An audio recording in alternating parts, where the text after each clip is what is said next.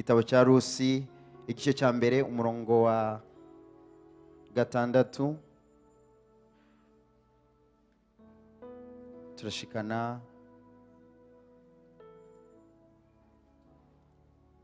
kuri 22. Haleluya. Ijambo tugiye kuganira ko muri iki gitondo riravuga ngo ubugombe bw'Imana buratunganye. Ubugombe bw'Imana buratunganye ku buzima bwawe, ku buzima bwanje. Haleluya. Iyo tuvuga ubugombe bw'Imana dushobora kubushira mu migwi 2 cyangwa 3 kubera ko umugwi wa mbere ugizwe n'ubugombe bw'Imana ihishura ku buzima bwacu kugira ngo tubukurikire tubugenderemo. Umugwi wa kabiri ugizwe n'ubugombe bw'Imana buboheye canke bunyegejwe mu budahangarwa bwayo, muri souveraineté y'Imana.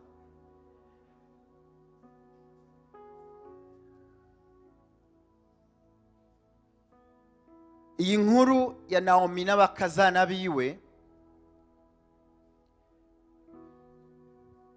iratwereka ubugombe bw'Imana muri iyo migwi 2.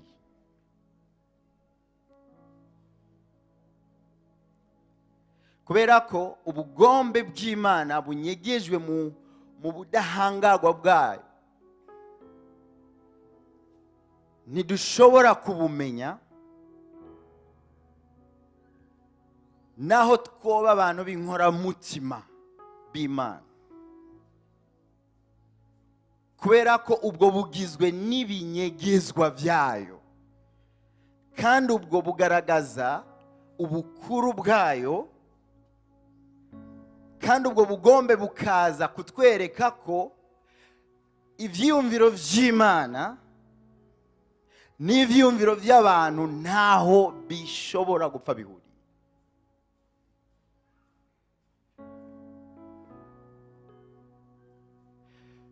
Ubwo bugombe bwayo bunyegejwe mu kudahangarwa kwayo kenshi buradufrustra kubera ko muri kamere y'umuntu turi abantu dushaka kumetriza, gukontrola. Turi frustre kubera ko hari ibintu dushaka kumenya, ari nayo nyanduruko y'icyaha cy'umuntu wa mbere, Adamu na Eva. Imana yari yabahaye ibikenewe byose, yabahishuriye ubugombe bwayo. Imana ibamenyesha ubugombe bwayo kubijanye no kurondoka, no kugwira, gukorera itongo, kumvira ibyo bakwiye kurya n'ibyo badakwiye kurya. Imana irarevela. Satani aza kubayovya, abaha kwinantaza canke kurira igiti kiturirwa ari cyo bugombe bwayo buhishijwe. Kuko ivyo ishaka irabiduhishurira, hama ivyo idaduhishuriye ni vyayo n'amabanga yayo, ikora uko ishaka, hanyuma tukabikomera amashi vyabaye, tukavuga ati reka ngaruke gatoya.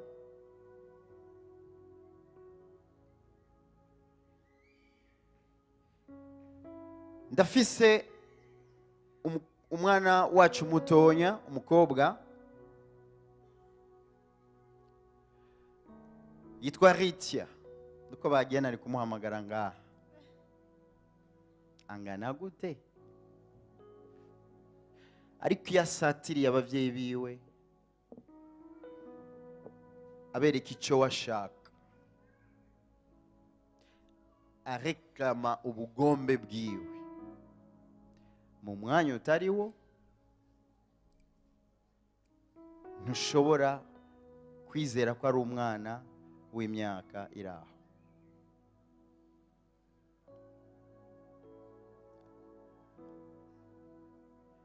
ni umuntu umwanya wo gufungura ashobora gusaba jojo.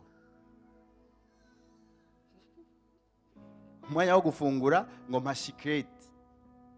Ndazi ko hari abandi bana banyu bameze uko, kubera ko nicyo ashaka kandi yumva agifitiye uburenganzira. Ni umuntu ashobora gushyiraho condition kubera ko yavyutse adashaka kuja ku ishuri, akavuga ati ndazi ubugombe bwanje buhora bwenerva abavyeyi banje, kandi ndaza gukora manipulation ndabishireho nka condition kugira ngo nkore icyo bo bashaka. Ko ndaza abavyeyi banje barashaka ko nja ku ishuri ariko numva ntabishaka, so konzi baza kungora, reka nsabe secret jojo ubunyene. Mama akamubwira ati uramaze kubona utwinyo tw'abandi bana twamunzwe, ngwe turya icyabiteye n'amajojo. Kibaza ngo yabihejeje yabyibagiye, ukaza wumva urashobora kumpa jojo, merci.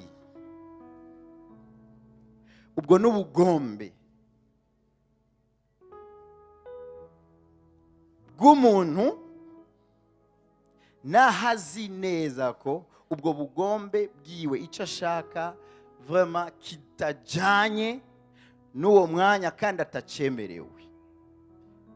Nk'abavyeyi rero muca mwumva ingene tuvyifatamo. Hari intambara hagati y'ivy'Imana ishaka ku buzima bwacu n'ivyo twebwe dushaka ku buzima bwacu. Hari intambara ikomeye cyane, hari intambara zikomeye cyane.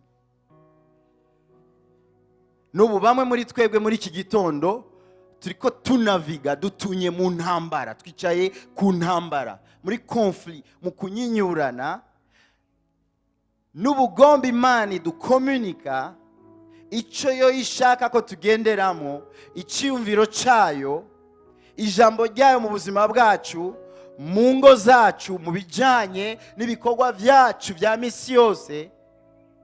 Imana ikabidukomunika, ibijyanye n'ingene tubana n'abandi, abo twubakanye, abavyeyi bacu, abana bacu, imiryango yacu elargi. Imana iradukomunika sa volonté, iradukomunika icyumviro cyayo, ariko nk'abantu natwe turafise ingene tubishaka. Icyo ukwiye kumenya nuko Imana iritwararitse ko ubugombe bwayo ku buzima bwawe bushika. Iravyitwararitse cyane. Nico gituma iyo ntambara y'ubugombe bw'Imana n'ubugombe bwacu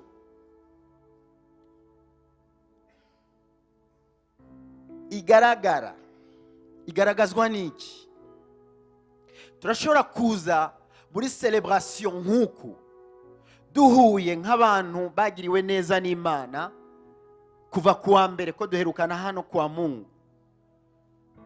Ijambo ry'Imana rikaturungika ngo genda kuri ayo materin, genda mukorera Imana, genda mu ngo zanyu mushire mu ngiro ivy'Imana ibitezeko, genda mu ma entreprise yanyu, genda mu bakozi banyu, genda mu bakoresha banyu, genda mu ma mission yanyu, mushire mu ngiro ubugombe bwanje.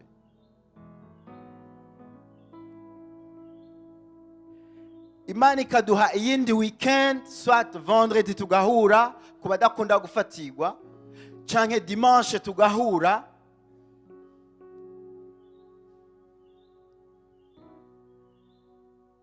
Mu buryo bumwe cyangwa ubundi ukumva ko hari igitigiri cy'abantu b'Imana, iyo wumvirije imitima yabo hari ikintu kitari ko kigenda neza, ariko ukumva ko hari imitima y'abantu iremerewe batari prêt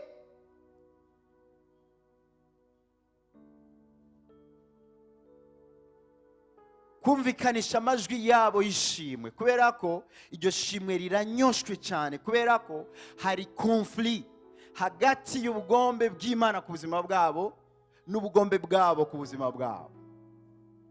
So iyo confrontation, iyo ntambara irafise ikizana ku buzima bwacu. Bamwe tukaza ngaha twumva umenga Imana yaduhemukiye.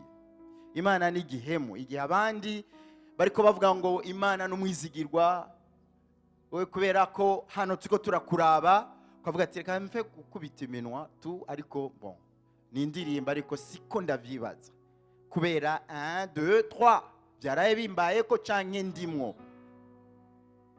Iyo Mana ukumva uyifitiye inzigo n'umuhari, kubera ko hari ubugombe bwawe buriko bugongana n'ubugombe bw'Imana.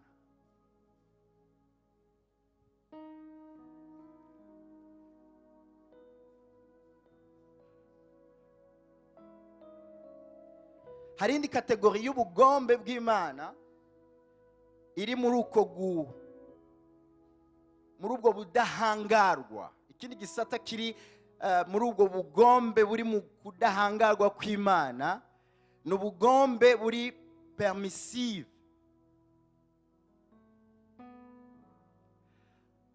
Aho uwo mwana w'umukobwa w'imyaka 3 ashobora gukora imyiyerekano mu nzu gushika iyo jojo ayironse. Abavyeyi tukarabana ati okay, turagikemura gute? Ça va bébé? Uribuka iyo histoire? Irabaho imisi yose. Turagikemura gute? Hanyuma nk'abavyeyi tugapermeta ko atamyiyerekano iba mu nzu kubera jojo. Ariko iyo jojo izohava ikwega karambaraye, izohava izana ikibazo ku mwana n'ahasatira n'ahabishaka. Abavyeyi tukavuga ati bon, yiyahure kubera akajojo, katurabe iyo bija.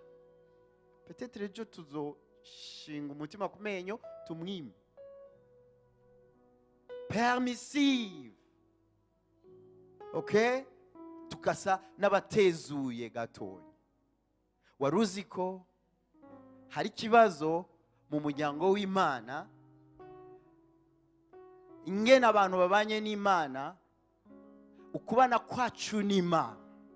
Naho tuzi ko ari umuvyeyi atwiyumvira ko ivyiza, ivyiyumviro atwiyumvira ko imigambi adufitiye ni imigambi y'amahoro no kutugira neza no kuduha akazoza keza. Ariko hama imyiyerekano, imishamirano hagati y'ubugombe bwacu n'ubugombe bw'Imana. Ntegerezwa kurongorwa uyu mwaka.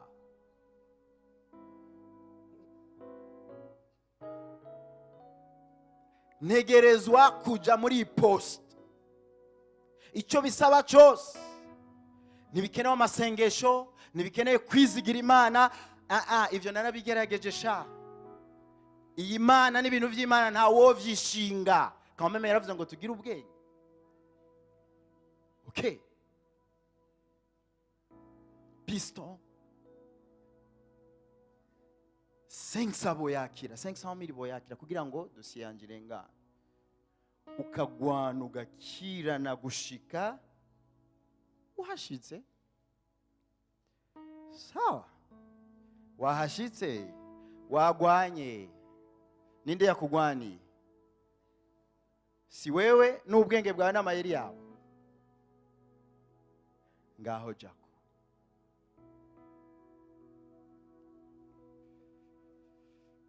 Uwo muntu hari umunezero no gutekana azoronka muri ico kibanza, muri urwo rugo? Ntibishoboka.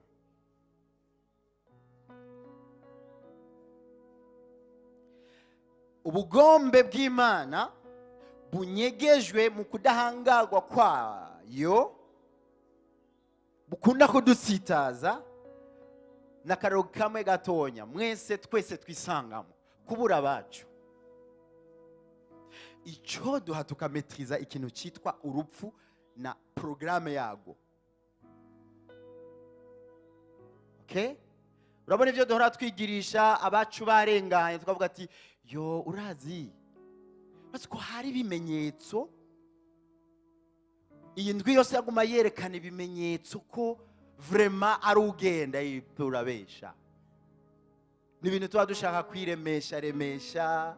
Bon, sinanse ko hari exception, ariko kenshi turagerageza kujustifia ko quand même nago nyene turarumetiza.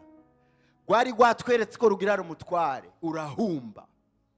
Urupfu ruri mu binyegezwa by'Imana, kandi urupfu ruri mu bugombe bw'Imana.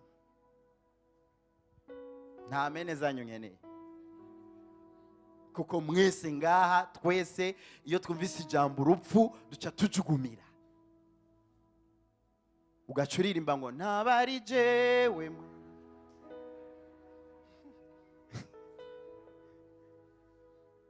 ntabari jewe, kubera ko umviriza, urupfu ruriho kandi ruri mu binyegezwa.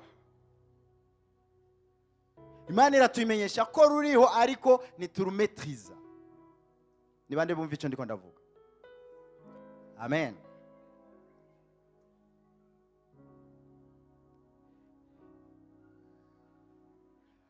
Ubugombe bw'Imana bufatanye na souveraineté yayo. Mu mwaka 2017 mu rugo rwacu twarabubonye. Nababwiye ko ububona bwafashe ikibanza ugacuraba inyuma ati kumbe harimo tushe y'Imana. Igihe madame yagwara abashoboye kumubona live, ababonye amafoto, hari n'abatinye kuza kumuraba bavuga ati wa undi dora tubona hajya niwe yabaye uku. Oya muraza muratubwira amakuru. Samson we yavuze ngo mu mujyi havuye mwiki. Umugani wa Samson, havuyemo ibisosa. Mu bijyana mu rupfu, mu bintu tutametriza, Imana iravize ingene inyegeza mu buki. Imana iravize ingene ishiramwo sa volonté, naho wo kwiyahura, naho wo kwita kwibuye, muri ako kanya ntupfa warabitahuye.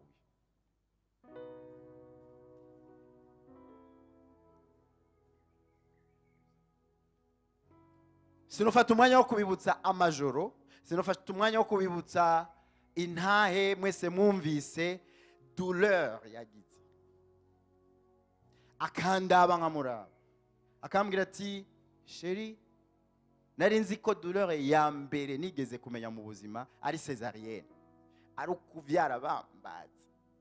Sinari nzi ko nyuma ya zohura n'ubundi buribwe. Nkamuraba ni bon, aha novuga pole, hari icyo bimufasha. Tukarabana abani okay, nkamwegerane nicyo cyonyene peut être cyogira icyo kivuze. Ariko hari binyegezwa bene data, hari binyegezwa muri iyo situation gushika.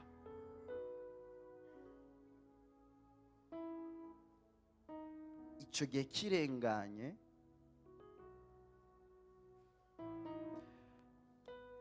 ndamuraba ariraba, muramuraba akabaraba, murazi cyavuyemo. Aka kagore kanje nikavuga, kuvuga gutena conversation, gushinga intahe, guhagarara imbere y'abantu, bon kwinyegeza mu ndirimbo fine. Ntawe utobikora, namwe mubikora nka kuko ni melody hanyuma abandi baragushigikiye ni ariko guhagarara imbere ukavuga ngo 1 2 3 ndababona hanyuma Imana yagize iki n'iki yari kuzobihera he?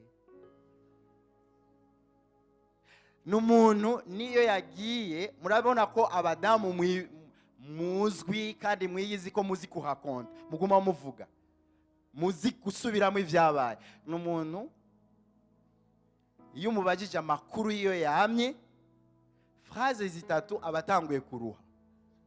Muranyumvira? Bagabo mwebwe aho abagore banyu babamena amatwi, I'm sorry. Hari igihe we nifuza namubaza ibibazo ntubigire birebire, nkumva umenga ndiko ndamurano tangura kumupepea kubera ko telma ndamurihishije ariko ndabafina rero mu mugi havuyemo ibisoso.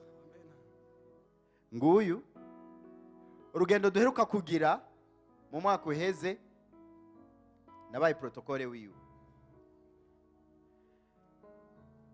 nkaba umurongozi wa programme, hanyuma podium yari yiwe. Akora iki? Kuririmba no kwigisha.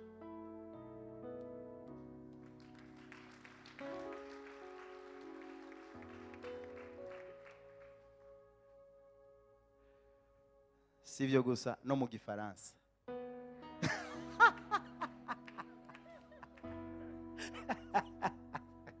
Ndashaka ko ndabivuga. Murabona ibifaransa by'ama universite yanyu yacu by'iyi myaka, murabizi eta yabyo. Imana ifashe education yacu no muri licencié, ariko ntiyari bwaronka amahirwe yo gupratika, no seulement kuvuga, kwiga kuvuga, hanyuma tukisanga muri eglise y'abazungu canke aba Nigerien canke aba Kongomani batavuga igiswahili. Bona chabi igiswahili naco nyene cya kindi tuliendaka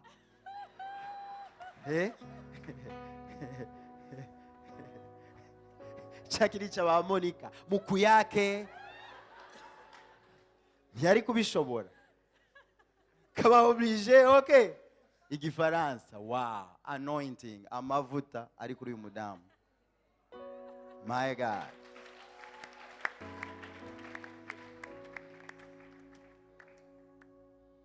So hari igihe ubugombe bw'Imana buri muri souveraineté yayo budutsitaza, ibara rikagwa, tugatuka ivyayo n'Imana n'amajuru n'abayo n'abamarayika tukavyambika ibara. Me ico ni ikimenyetso cy'uko urugezo rwacu ko kwizigira Imana muri uru rugendo rwo kubaho kubw'Imana, urwo rugezo rungana gute?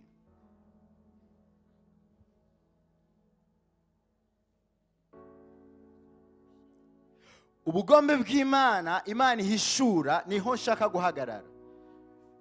Imana ihishura ubugombe bwayo kugira ngo ubugombe tubumenye, tumenye icyo ishaka.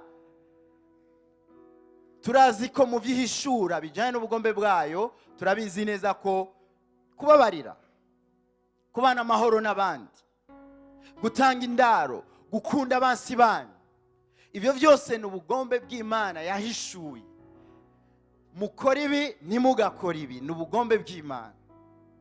Ivyo Imana bidukomunika ngo bigende gute? Kugira ngo tugendere mu nzira zayo, tugendere mu kugororoka kwayo, dukora ivyo ishaka. Amen. Naho ubwo bugombe tubumenya, haguma ikibazo cy'uko naho nyene naho tubumenya tuguma turwana nabwo, tuguma dufise ibintu twebwe dupropoza ko Imana nkamwe vyogenda uku niho vyoba vyiza. Imana ikaturaba ikumirwa, nkuko duhora turaba kakana kagakobwa kacu tukumirwa, kakagumuka. kuko twamaze kukamenyesha ubugombe bw'abavyeyi ariko ntashaka.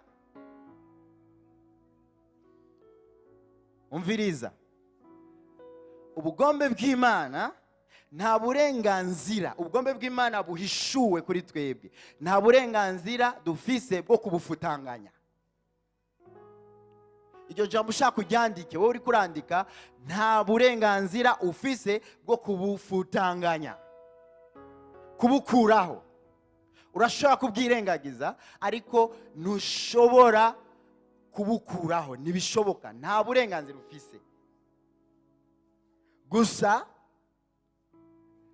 Imana yaraduhaye shwa, yaraduhaye guhitamo. Urashobora guhitamo kutabukora,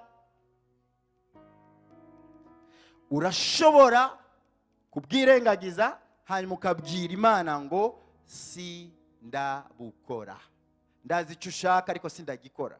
Hariya muri Samuel wa mbere nituhasoma igice cya 15 umurongo wa mbere. Samuel wa mbere igice cya 15 mwandike, tubona inkuru yande y'umwami Sawuli. Imana iramutuma, iramuhagurutsa ati genda urandure Abamaleki. Niwashika muri abo banyamahanga, abo bantu baguma bacokora izina ryanje, ngibi ivyo uzokora 1 2 3. Ugeseze uhereye ku mwami, abana, abagore, abagabo, amatungo yabo, inka, zinuzi, intama, ibintu byose, ubusho bwabo bwose geseza. Sawuli afata ingabo ziwe, araziha raporo icyo Imana ivuze. Baragenda bashitse kuri terrain,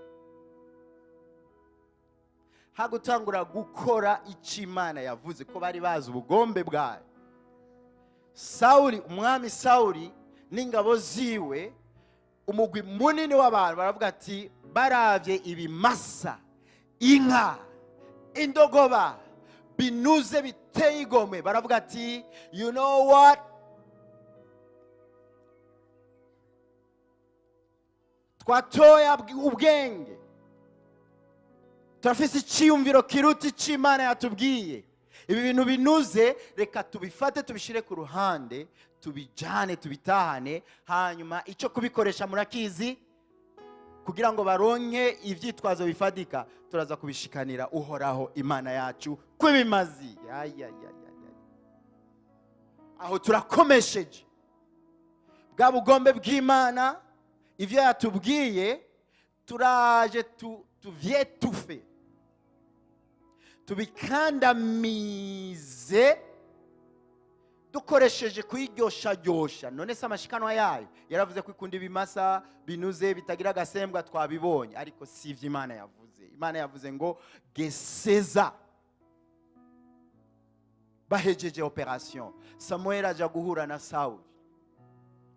Sawuli aritanganiza, nyakugira Imana, nakoze ivyo Imana yambwiye vyose gukora. Samuel aravuga ati Sawuli, ubwo gwanaga numva nugwiki, izo nduru numva inyuma yawe niziki? Sawuli, mbega ivyo Imana yari yakubwiye si ibi nibi?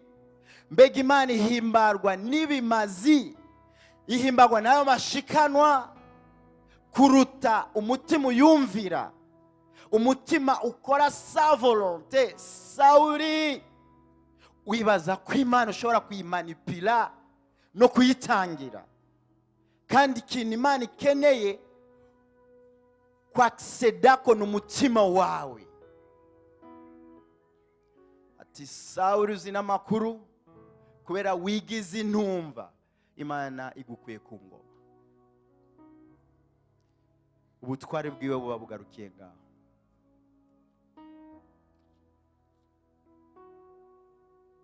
Umuntu yisanga mu buryo canke ubundi ariko aragwana yigizayo ubugombe bw'Imana. Kubera iki? Kubera ko ubugombe bw'Imana kenshi buraderanja kamere yacu. Kamere zacu zitwankanisha n'Imana.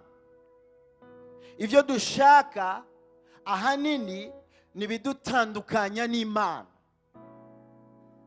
Ikindi, kudaha agaciro ubugombe bw'Imana mu buzima bwacu biterwa n'iki? Abaroma, umurongo twese tuzi, Abaroma 12, umurongo wa, reka tusome umurongo wa 2, Abaroma 12, naho mutozingurura ntacyo ndahabasomera. Umurongo wa 2, nimushushanywe n'ivy'iki gihe, yamara muhinduke rwose, mugize imitima misha, kugira ngo mumenye neza, mwumve, kugira ngo mumenye neza iki? Ivy'Imana igomba. So, iyo tubimenye ivy'igomba tukabikora, dusanga ari vyiza, bishimwa kandi bitunganye rwose. Haleluya. Mwibuke ko umutwe w'amajambo canke titre y'ubutumwa bwacu bw'uyu munsi ari ubugombe bw'Imana buratunganye. La volonté de Dieu est parfaite. Buratunganye ku buzima bwacu. So, muhinduke mu vyiyumviro vyanyu. Mugire imitima misha, niko Bibiliya y'ikirundi ivuga. Mugire imitima misha kugira ngo mumenye rwose ivy'Imana igomba, kuko nivyo vyiza bishimwa cyane. So, urumva ko naho wewe nanje tugerageza kunyinyurana n'ubugombe bw'Imana, warukiye gucisha make, kubera ko ni kubw'inyungu zawe nanje. Gukora ubugombe bw'Imana si inyungu z'Imana, kubera ko Imana irikwije, iragororotse. Imana nta ntege nk'ifise.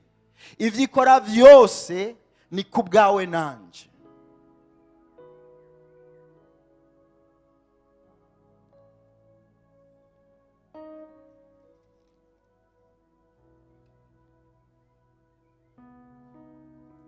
Kudaha agaciro ubugombe bw'Imana mu buzima bwacu biterwa no kudakura mu bijanye no guhinduka kw'ivyiyumviro vyacu, kudakura mu bijanye no kugira umutima mushasha.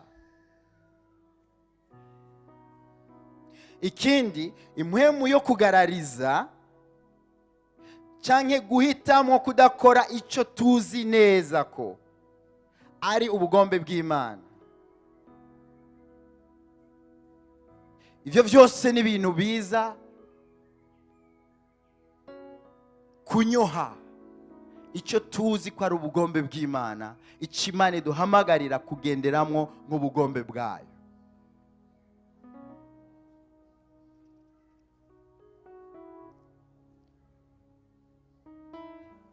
Ni gute dushobora kuva muri iyo eta y'umugararizo? Nubuhe bushobozi budufasha kugumbira canke gukora tumaze kumenya neza ubugombe bw'Imana? Nubuhe bushobozi? Kuko dusanga twese tuvuga nka Paulo ngo icyo nshaka gukora, ngambira gukora icyiza ngasanga nakoze ikibi. Yewe jewe ndagowe, ninde yo ntabara? Ninde yo nkiza? Ninde yo mfasha? Ninde yo nkura muri ubu bupfafara? Ninde yo nkura muri uyu mugararizo?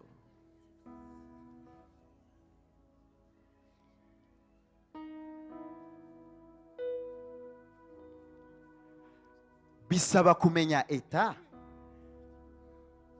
kandi bigasaba kumenya imfashanyo ukeneye iyo ariyo. Kuva kwa Mungu twarumvise ngo Imana muri wewe.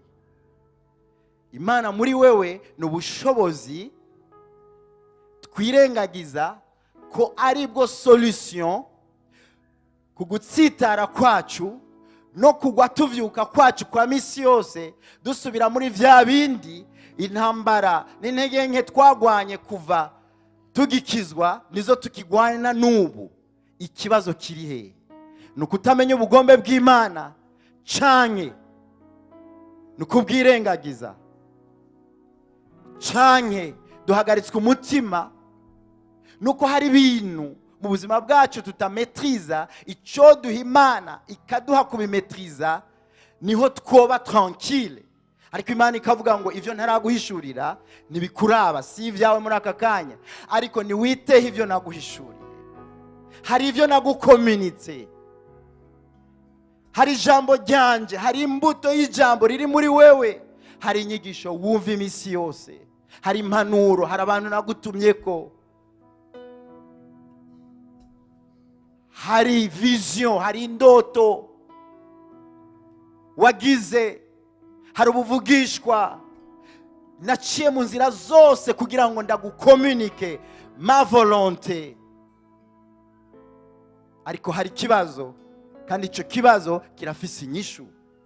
Uko kugwana na ma volonté birafise inyishu. Hari ubushobozi muri wewe.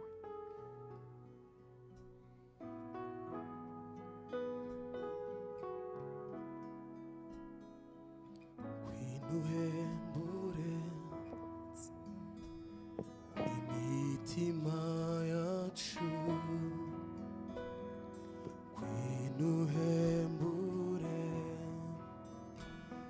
imibiri yacu, winukize bwami bw'ubwami bwawe buze, Ivyo ushaka byose bibe, ngwino hembure, umpa umutima musha, imitima yacu, uduha ivyiyumviro bisha.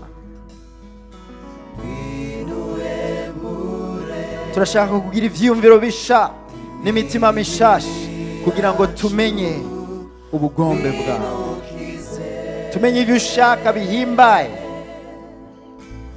ubwami bwawe mwami Mana, Twese hamwe ati ubwami bwawe, ubwami bwawe buze, ibyo ushaka byose bibe, ngwino umutima wanje, umutima wanje, ngwino uhembure imibiri yacu. Turakeneye no kuba restore mu bijanye na sante yacu. Haleluya.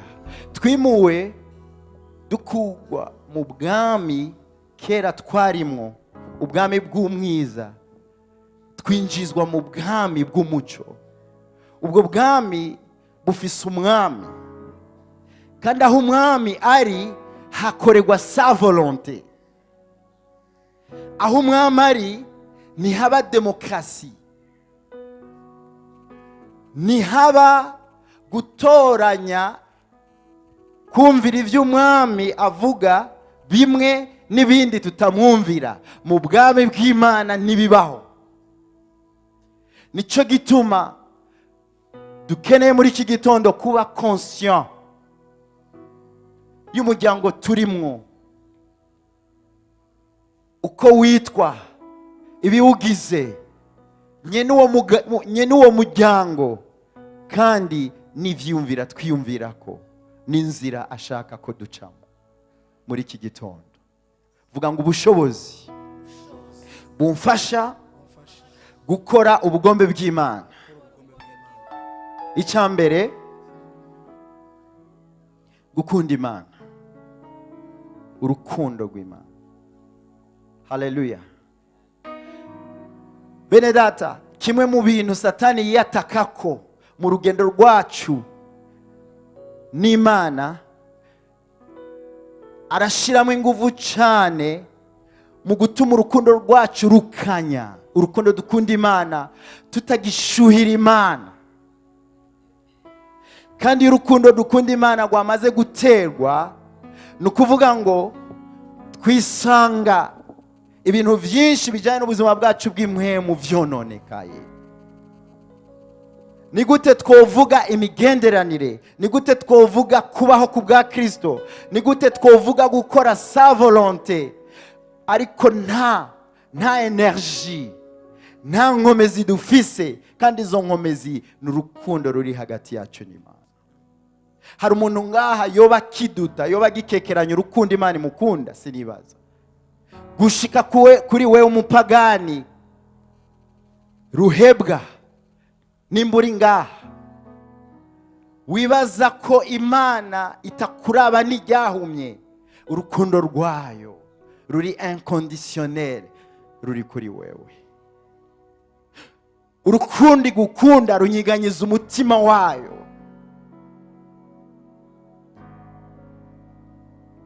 Twe tukuretse rero tuvuge kubamaze no kwakira urwo rukundo. Imana yiteguye ko tureponda, natwe tuyikunda mu buzima bwacu bwa misi yose. Urukundo tuyikunda turuvomerera, urukundo tuyikunda turubagarira, urukundo tuyikunda turuteramira, urukundo tuyikunda turaba nirutegwe, nirunyohwe n'umwitwarariko w'ivy'ubu bugingo. Urukundo ukunda Imana, gukura mu gukunda Imana, n'ubushobozi muri wewe bugushoboza gukora ubugombe bw'Imana. Haleluya. Yohana 14 umurongo wa 15 havuga gute ngo nimwankunda muzokwitondera ivyagezwe vyanje. Nimwankunda muzokwitondera ivyagezwe vyanje. Nimwankunda ntimuzovyitondera hanyuma ngo munkunde, ahubwo muzobanza kunkunda kugira ngo urwo rukundo ruba motive gukora ma volonté. Haleluya. Ndifurije umuntu wese muri iki gitondo gucekinga, gusuzuma urugezo rw'urukundo akunda Imana muri iki gitondo. Rugeze he? Ruraduga? Ruracari hahandi? Kuko rukaguma hahandi umwanya munini, hari amahirwe menshi yuko ruguma rutegwa, rucokera, rugakanya. Haleluya. Hano nyene mu Baroma 13 umurongo wa 10 havuga ngo kuri B havuga ngo nico gituma urukundo ari rwo rushitsa ivyagezwe. My God. Abaroma 13 umurongo wa 10 B ngo nico gituma urukundo ari rwo rushitsa ivyagezwe. Sinzi ko muriko muravyumva neza, ngira ndabahere kure mwitahire. Muriko muravyumva neza? Urukundo ruri muri wewe kureponda ku rukundo rw'Imana, mu kwikunda. Ntiduhave dusanga abamarayika bakompoje indirimbo ivuga ngo gukunda udakukunda ni nk'imvura igwa mu ishamba. Iyo ndirimbo murayizi. Birababaje gukunda utagukunda. Ni uruhe rugezo rw'urukundo Imana itakweretse wewe? Nubuhe buremere bw'urukundo Imana itaguhaye? Kubera iki twemera ko urukundo rwacu rukonja rukaba kazuyazi? Ikindi cya kabiri, ubushobozi budushoboza gukora ubugombe bw'Imana. Cya kabiri ni mpwemu yera muri twebwe. Haleluya. Reka numva amajwi yanyu mvuga ngo mpwemu yera n'ubushobozi bukorera muri jewe, bunshoboza gukora icyo data ashaka. Yohana 14 umurongo wa 13 havuga ngo iki? Ubutumwa bwiza bwa Yohana 14 umurongo wa 16.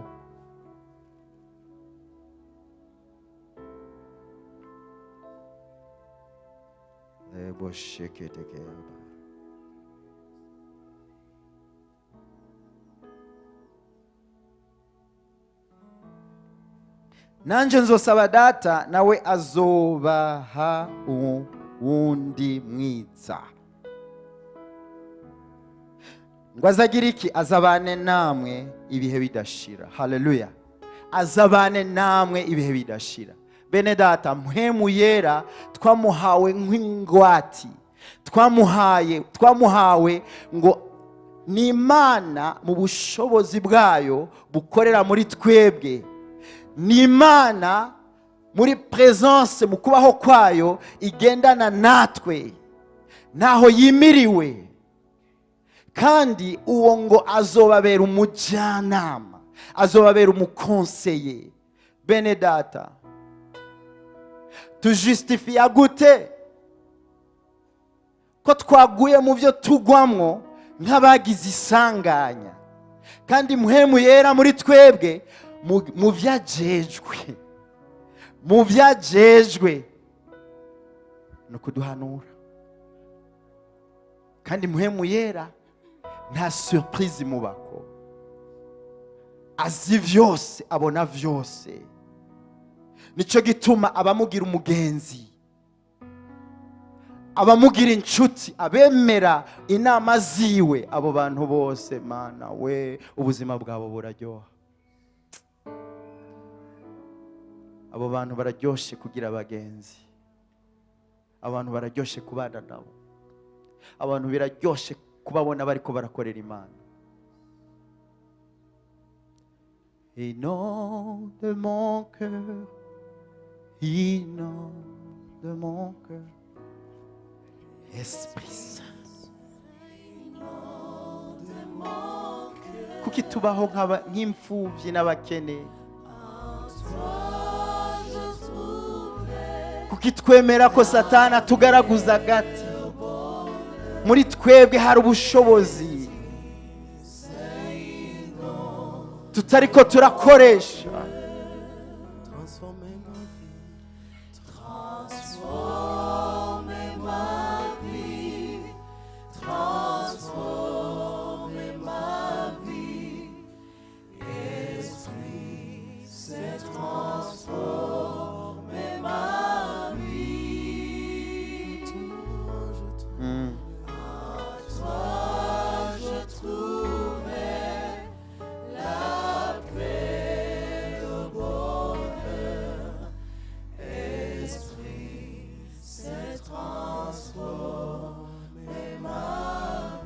Yohana 16 umurongo wa 13 havuga ngo, ariko uwo muhemu w'ukuri niyaza azobarongora abashitse ku kuri kwose. Azobarongora abashitse ku kuri kwose. Kandi uwo ntazovuga ivyo yigeneye, ariko ivyo azokumva vyose nivyo azovuga, ivyo azokumva, ivyo azosoma mu mutima wa papa nivyo azovuga. Kandi azobamenyesha ibigira bize. Rebo shakatakata. Azobamenyesha ubugombe bw'Imana. Imana ishaka ko buhishurwa mu buzima bwacu. Azotumenyesha ivyo data ashaka ko tumenya mu bijanye no kugendana n'Imana, mu bijanye n'ingo zacu, mu bijanye n'ama-entreprise yacu. Uwo muhemu nitwamugira umugenzi azotujyakara, azotuburira, azotubwira ngo hano imbere hari umutego. Azokubwira muri entreprise yawe ngo uragaburagabe, hari abantu bariko bakugirira inama zitari nziza. Tangura ubasengere, ntusengere promotion yawe gusa, ariko hari ikirere kitari ciza. Mwana wanje vyuka, bohesha. Mwana wanje kunda abansi bawe. Uriya muntu ni waja ku kazi uyu munsi, naho ari mu butwara, genda kuri cafetiere mukorere kafe, aba ari wo muserve uyu munsi. Utazi ibyo ari byo, wibaza ngo ni ivyumviro by'ubusazi byo kuba umwana mwiza gusa. Kumbe muri yo acte simple hari ikintu Imana ishaka gusambura hagati yawe n'umuntu agufitiye imigambi mibi.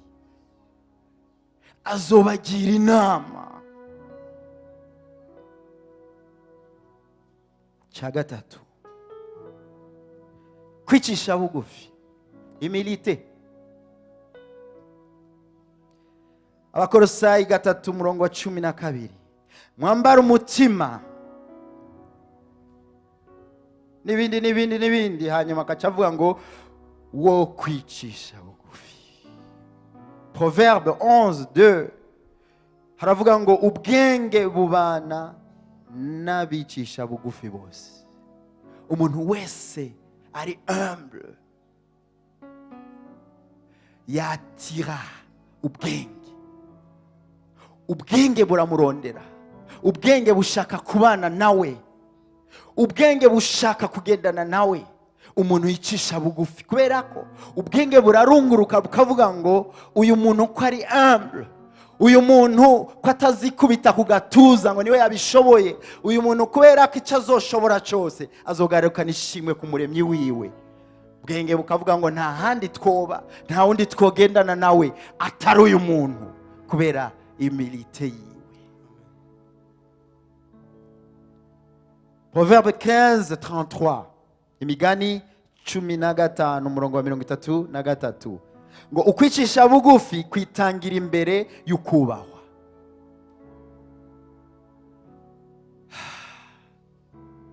Kwicisha bugufi gutegura inzira, kwicisha bugufi gukora autoroute izocamwo ukubahwa, izikugana, izigusanga. Ukubahwa kuza kugusanga, kuza kukugumbira, kubera ko umuntu ari humble ntiyironderera kubahwa, ntakirana, ntaterana imigere n'ingumi arondera ngo abantu bamwubahe, ariko kubahwa kuramurondera, niko kumurondera. Haleluya. Icya kane, kumenya neza ko ubugombe bw'Imana ari bwo bwonyene, reka ndakivuga, kuba convaincu, kugira conviction, icyemezo gishikamye muri wewe kidahungabana, kivuga ngo la volonté de Dieu niyi, nta négociation, nta nzira za hafi zamaze abaraho, nta, ndazi neza ko ari ubu ari bwo bugombe bw'Imana. Ndazi neza ko ubu ari bwo bugombe bw'Imana. Kubera iki? Haba habaye iki? Iyo ni attitude yo kudefia le défi. Amen. Kubera ko situation zose, ibiduhanze byose, ibidutera ubwoba byose, bitubwira ngo ni wakora ubugombe bw'Imana nta wuzi ko bitaguhitana. Iyo defi urahagarara ukayidefia, no kuvuga ngo utera ubwoba ikiguteye ubwoba. Sinzi ko muri mwebwe hari wigeze kwirukanwa n'imbwa, zambwa ziyerereza mu mihana ku mabarabara. Nta mbwa z'ibinyabwoba nka zijyambwa, ariko zirazi ingene ziraba ku jisho uwo zobonera. Yikurabye ikabona uratanguye, urumva ugaca ukura meza, igaca ikuja inyuma. Ariko iyo ushitse hano ukavuga akenga kakagaruka ati none ndayisiga oya, reka shani hagarare, ugaca ufata ikibuye nawe ugaca utontoma, kivuga ati yangunduye ko ndi umunyabwoba, ikizinga umurizo wa suko bimeze. Haleluya. Kumenya neza la volonté kandi ukamaramaza kuyinjiramo ni attitude yo kudefia le défi.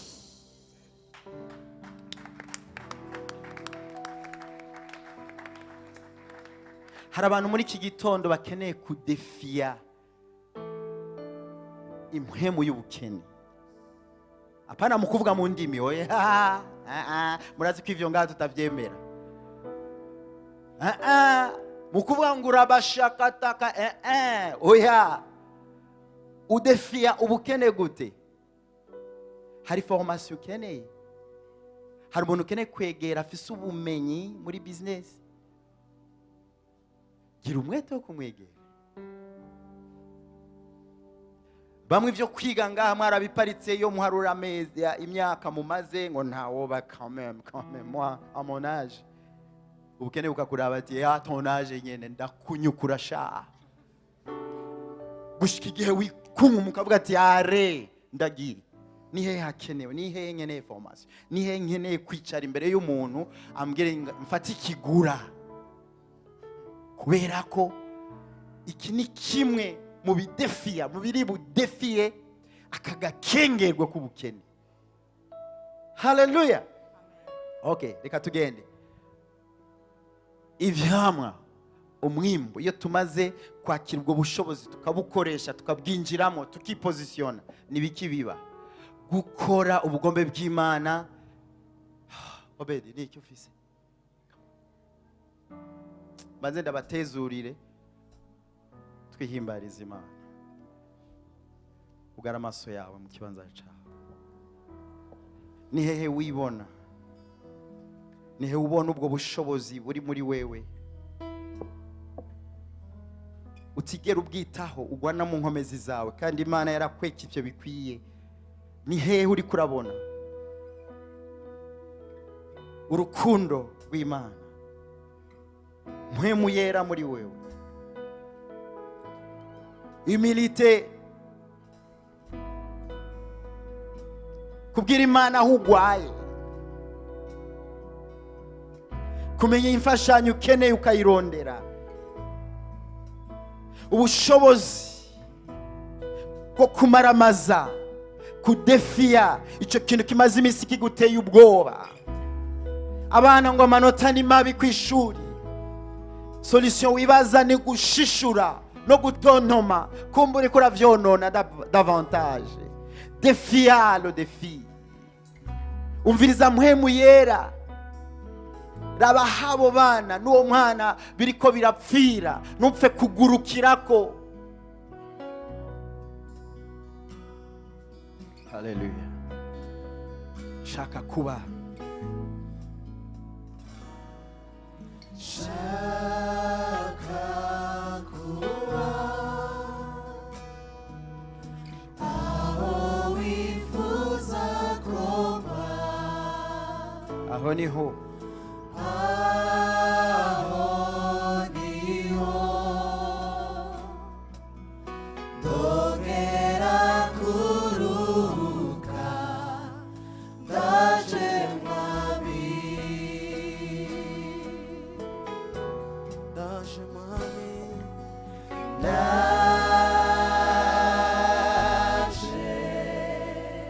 urakoze. Ndaje mu kibanza canje.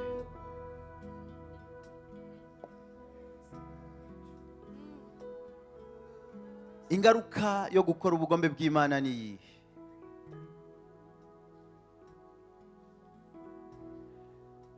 Iyo twumviye tugakora icyo Imana yadusabye gukora, hari ibintu bibiri bitubako. Kimwe tugisanga mu buzima bwa Shadrach na Meshach na Abednego. Imana iragaragaza gloire yayo kubitwerekeye. Imana igashingira intahe, ikazi ikapresi, igahagurutsa imiryango yacu, igahagurutsa abo dusengana, abo dukorera hamwe Imana. Imana ikavuga ngo merci, chapeau, kubera ko naho nyene tuba twavuye twacitse ku icumu. Kubera iki? Ikigirwa mana cy'izahabu kimaze gushingwa hariya muri Danieli igice cya 3, were ku gice cya mbere harimo inkuru za Danieli n'iza Meshach na Abednego. Inkuru yabo ihakwa gusa, ariko ndabona determination y'aba bagabo batatu bahisemo, bamenye volonté y'Imana, hanyuma ntibazi icyo biza kuvyara. Ariko kandi barikeka bari hagati ya souveraineté y'ubugombe bw'Imana batametriza, ariko kandi baravuga ati muri kahise, muri experience y'abagendana n'Imana, Imana ihora itabara bakora ubugombe bwayo. Ariko kandi bamaze kugarariza bakabarega, umwami yumva abagiriye ikigongwe ko yarabakunda. N'abantu bariko barakora ibikorwa bikomeye cyane mu gihugu. Arabagisha inama ati, sasa nibaza ko mutumvise neza, itanuri ryateguwe, sasa ubu ni hasubira kuvuzwa inzamba, ndabinginze muze mwikubite hasi imbere y'icyo gishushanyo, kubera ko sinibaza ko hari iyindi Mana, sinibaza ko hari n'Imana yobakura mu maboko yanjye.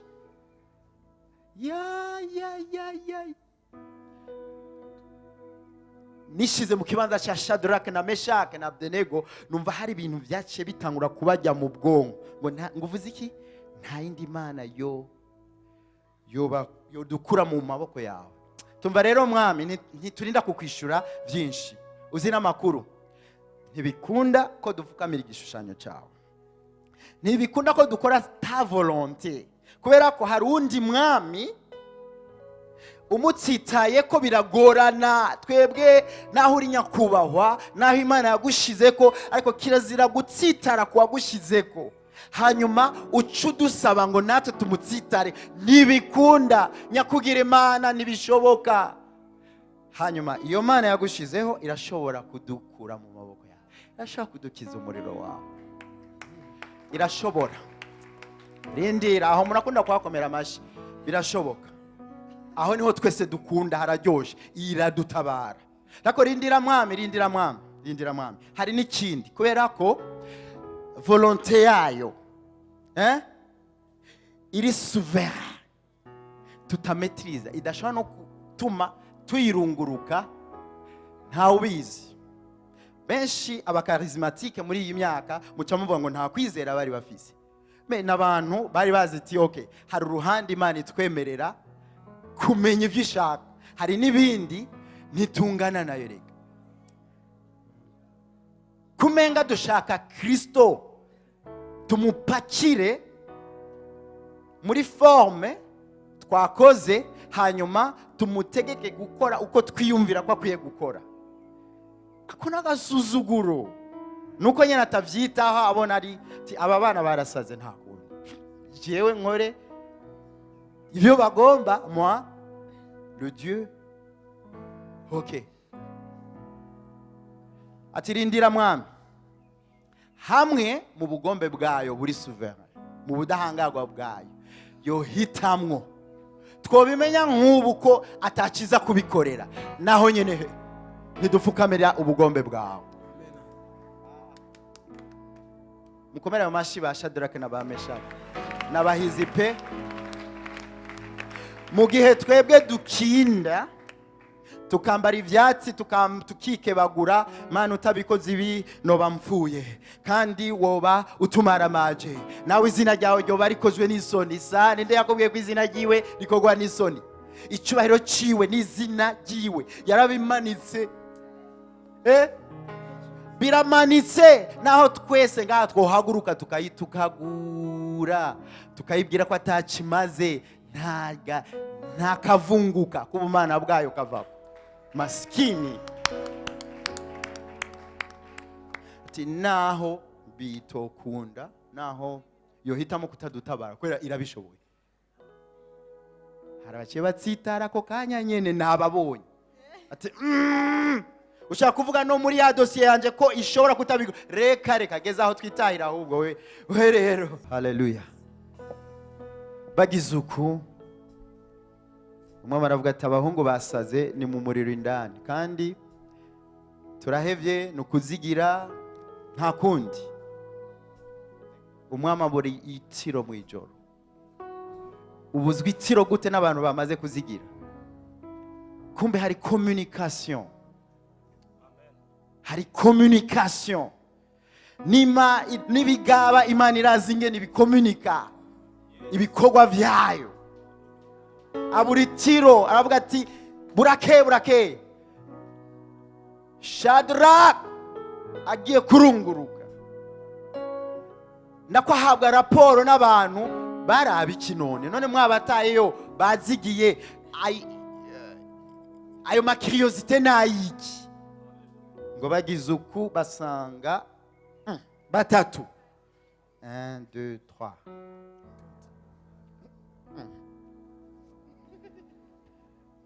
1 2 3 ok bajya bo ndabazi 1 2 3 cyane n'igitutu cumwe muri bo ok burakeyo aho usanga ari ingonera ari kubona ivyijiji 1 2 3 4 ntibikunda mwami twatayo batatu hewe hari uwundi ishusho nimba ari umumarayika nimba ari iki b'abahungu ntibazigiye kandi baracyari bazima, sivyo gusa baronse ubaherekeza. Uwo muntu ni umwami arasimba arabahamagara avuga ati mwabuhungu mwe mwanyoheje ngo nihekure are mwese ewe imbeya z'umuriro zabakiriye hirya batarashika indani we nutugufa fye abari babikoze. Yo ni resultat Imana iradutabara.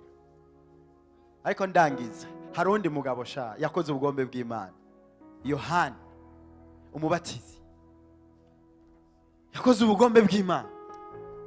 Nagira ndababwire ko gukora ubugombe bw'Imana si igihe cyose bizana sécurité y'ubuzima bwacu. Gukora ubugombe bw'Imana bifatanye no guhamwa. Umunsi umwe mu bigisha arabaza Yesu ati none ga maître chef uribuka ivyo twasize? Amato, abagore, imirima, business, amabutike.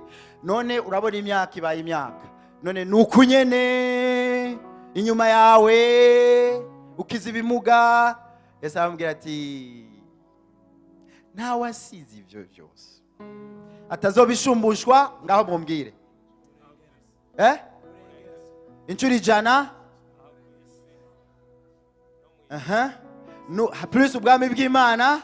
Hama iyindi version igakivuga ngo hamwe no guhamwa. Yo ivyo bintu byo guhamwa iyo bireka kwanza guhamwa kubera iki? Ndabafinze Yohana.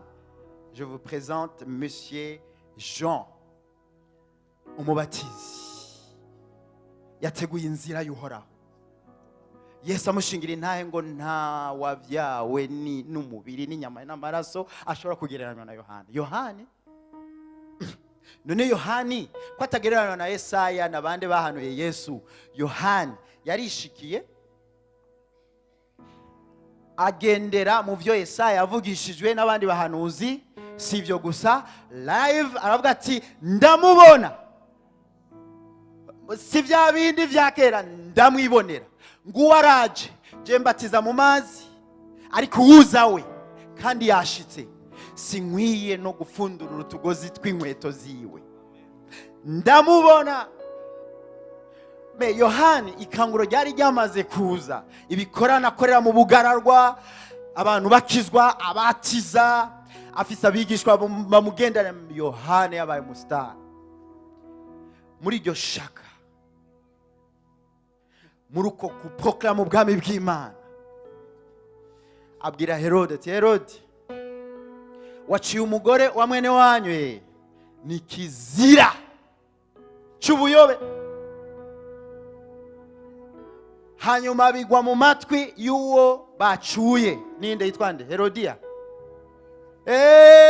Umwami ategura umunsi mukuru ati umunsi mukuru tumira inshuti n'abagenzi quand même turyoherwe. Herodiya aratamba shaha, aratamba nk'uwiyahura. Sinzi mission yari afise, ariko uko gutamba, iyo rythme yariko yakoze ku mutima w'Imana. Ndagufinze yari kuri rythme ya volonté de Dieu inyegeje. Ati none no mu bapagani hari ukuntu biconnecta na Yohana, kandi Yohana afite umugambi w'Imana udasanzwe. Okay, mugore wanje uratambye pe, ngira icyo ushaka cyose. Ati ya umbwira icyo ushaka. Aja kubaza nyina ati yakubwiye ngo iki? Ngo umubwire icyo ushaka. None ugira wigire guguga wa mukobwa wanje we, ntuzi ko Yohana tumereye nabi ashaka gukwahukanisha n'umwami. Saba la tete ya Yohana, urutwe rwa Yohana kumubehe kuri siniya. Caragenda ati mwami nagitoye sheri nangaye nagitoye. Yohana ari mu ibohero, ivyo azira urabizi, mpala tete. Mwamarababara kuko nta gahunda yarimo. Ariko mwibuke inkuru ya Yohana imbere yaho, murazi vyabaye. Sinzi umwanya, sinakurikiye neza ngo menye umwanya yamaze muri prison, ariko yumva Yesu ivyo yateguye, umwami yateguriye yamaze gushika, ibitangaza biriko biraba. Atuma bigishwa biwe ati none je wayongowe ngaha, umutipe naje kuvugira, irasiyo yanje ubuki bw'ifunderi, costume yanje urusato mwishamba, izuba mu bugaragwa, ndamuvuga ndabizize ndi ngaha, niwe yaje canke n'uwundi? Genda mumumbarize ko ari we, kubera ko ntiyoba ari we. Siwe jewe uko genda muzi ningene namuvuze kuba ndi ngaha muri aya magogwa, hanyuma akaba ariko akora ibitangaza atanyitayeho, siwe. Ariko simfe gukonklude bitari vyo, genda mumumbarize. Baragenda ati mwigisha, Yohana adutumye ngo yoba ari wewe canke turindire uwundi. Mana yanje, Yesu arumirwa ati mbega inyishu bayitanga gute? Acarategura croisade, ahamagaza ibimuga, abanyamibembe n'ikindi, ntarishura yishura n'ibikorwa. Hewe nta mpumyi, murazi ko Yesu ahantu yagenda hose atakiza bose, ariko uwo munsi yari yarajije bose fye, abanyamibembe, ibimuga n'abagwaye gripe bose akuza. Ngo mwabonye message genda mumubwire ati impumyi zirahumuka mugabo. Ategeza kuba ari we, kubera ko nta wundi ashobora gukora ibyo niwe. Ati kandi message mumubwire ati hahirwa udatsitazwa na ma volonté, hahirwa udatsitazwa n'ivyo atazi, kubera ko Yohana wakoze mission yawe, wayikoze neza, ariko ndafise umugambi. Bwakeye rero Herodiya avyina neza, Imana ikirabikonekta, hanyuma Yohana bamusanga muri prison, umutwe barawukeba, baramushira.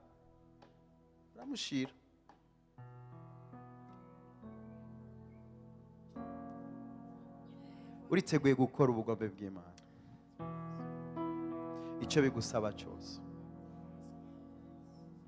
Deni yaratubwiye kwa gatatu ngo kenshi tuvumagura Adamu na Eva ngo baradukwegeye, badukojeje ibara, iyo batabikora n'iki n'iki. Ariko uyu munsi tubareke, uyu munsi ujya mu kibanza ciwe. Adamu yarahemutse, none uyu munsi ko ataca Imana itakoze kugira ngo ubuzima bwawe nanje busubire ku murongo. Hanyuma ntitwame ivyamwa nk'ivyo bariya abavyeyi bacu ba mbere bamye bikadukwegera amakuba, ariko amahirwe Yesu arakabaho, yaraje kuducungura. Mbega ubwo ntabo wewe uri kurakwegera karambaraye kubera kutemera volonté de Dieu? Ntabo wewe uri kurabera amahwa ahanda uhereye mu kibano cawe? Mbega wewe ntiwategezwa kuba umugisha ku bana bawe? Ntiwategezwa kuba umugisha kuba mubakanye? Ntiwategezwa kuba umugisha muri entreprise yawe? Ntiwategezwa kuba umugisha aho ukorera, aho wiga? Ntiwategezwa kumenyekana nk'umunyamugisha, nk'umuntu adefiya ibikorwa vya Satani aho uherereye? ni cyo gitigiri urimo cy'abantu bameze uko, cyangwa uri mu gitigiri cy'abantu bari kuba kwegera amabi abakwegereye? Duhaguruke, nagira ndakurongore muri iri sengesho rijanye no korohera Imana kuba sensible ku bugombe bw'Imana.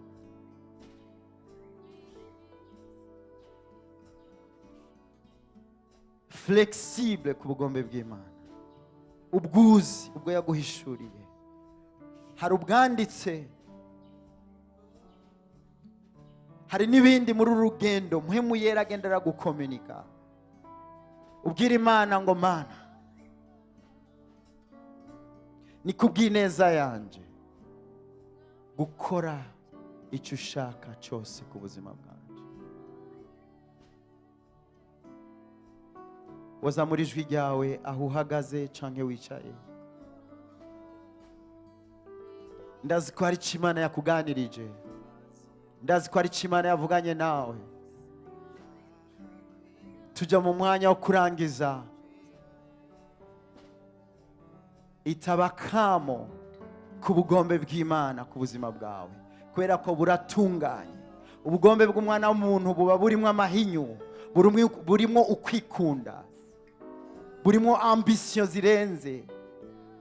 Ariko girira confiance ubugombe bw'Imana, kuko bupakiyemwo sécurité ukeneye, bupakiyemwo iterambere ukeneye.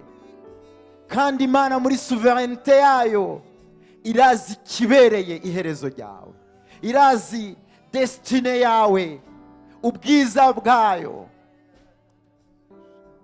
Ntutinye ko ushobora guhamwa kubera gukora sa volonté. Paulo ngo kubaho ni Kristo, gupfa nako ni inyungu. Uwo n'umuntu nawe yari yaranyuzwe n'ubugombe bw'Imana. Mana, ushatse ko mbaho ni inyungu zawe, ushatse ko mbaho mbeho ku bwawe, ariko kandi ushatse ko ubuzima bwanje burangira ndi muri be ya volonté yawe, naho ni inyungu da. Ni inyungu ku bwami kandi ni inyungu kuri jewe. Ndakwihaye, ndakwihaye. Mubwire mu majambo yawe abiri, ndakiriye sensibilité, ndakiriye uko korohera icyiyumviro cyawe, korohera ijambo ryawe, korohera ikintu cyose ukomenika ubuzima bwanje, aho kinjana hose. Bihesha izina ryawe icyubahiro, bihesha ubwami bwawe icyubahiro. Ndakiriye ubugombe bwawe, ndakiriye ubugombe bwawe, ndakiriye. Vuga ngo Mwami Yesu, uri umwami wanje, uri nyene ubwami. Ninjiye, warampamagaye kugira ngo mbe umusitwaye w'ubu bwami. Umbabare igihe cyose nazanye umutima muri ubu bwami, umutima wo kwigenga, umutima wo gukora uko ndavyumva, uko ndabishaka. Umbabarire muri iki gitondo, manitse amaboko yanje, mpaye ikaze uburongozi bwawe, mpaye ikaze ubugombe bwawe, mpaye ikaze ijambo ryawe n'icyumviro cyose unyiyumvirako. Ndakomeye amashyi ubugombe bwawe ku buzima bwanje, ku muryango wanje. Hallelujah.